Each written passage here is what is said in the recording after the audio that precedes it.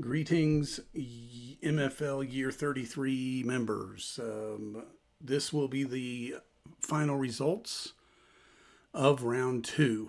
I did not post a document, and in fact, I already realized that I made a mistake when I posted this in the chat, so I've tried to go back and correct that, and we'll talk about that in a second. But I did post, just as a review here, the players who it says changed rosters. And again, I feel like maybe I need a break as well because I'm trying to be specific with my language here, that's for sure.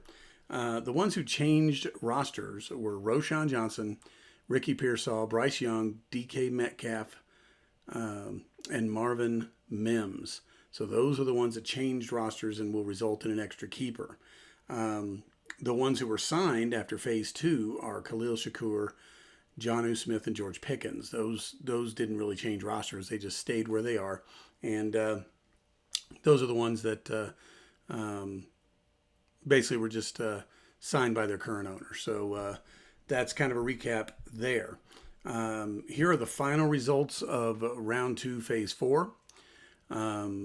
Toledo has signed Jared Goff for 100 and James Cook for 70. Both of those are going to result in an extra keeper. T. Higgins was matched for 70. Jalen Hurts was matched for 138. Alvin Kamara was matched for 75. And then here's the correction I need to make. Wes Kanan did not match the 50 on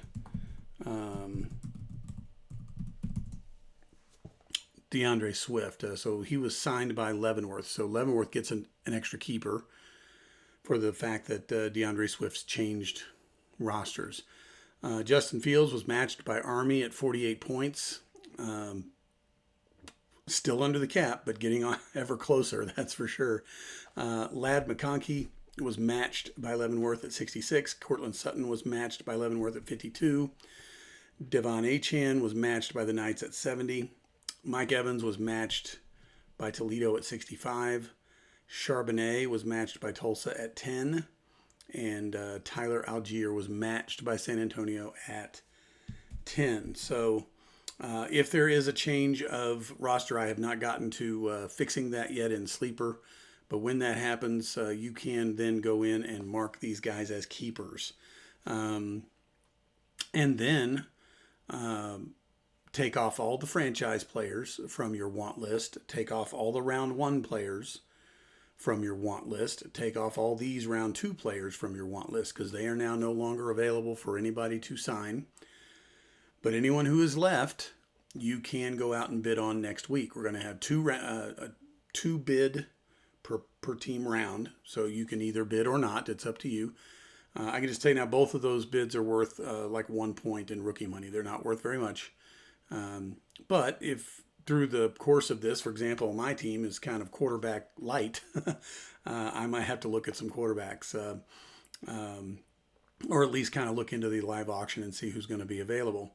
I have had some chatter about, look on the spreadsheet if you see somebody who's kind of getting paid a little too low, you think, and you just want to make sure either you have them at a higher salary, or at least if the other person is going to keep them, they have to pay them more.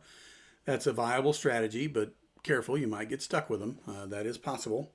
And then, I think in the long run, really, we get through round three, we get our keepers turned in. Hopefully we have about a week for that process, because I do think that requires a little thought if you're doing it right. And then I'll get everything done once the keeper deadline happens, which is, I think, 24 hours before the live auction.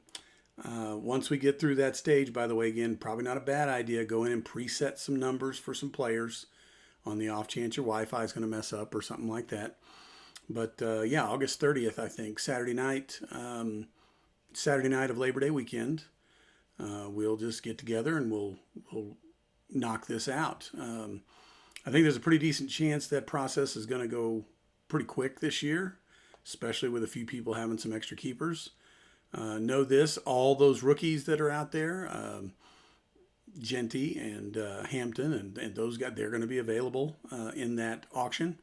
So if you're trying to, save yourself a little room for some young guys, that's not a terrible idea. So, but yeah, so far I think we've done a really good job of, kind of navigating our lives while also doing some of our silly stuff here, and I appreciate that. So, if again there are any questions or problems or anything, let me know. I'll definitely be in Boulder today, rest of today, but I'm leaving sunrise tomorrow. I'm leaving for Tulsa, so I'll just be available pretty much via text if anybody needs to chat, or if you want to call. I guess I'll be on the road, so I'll have time to kill. All right. Appreciate everybody, and stay safe out there, and I'll be back in touch with you next week at the latest.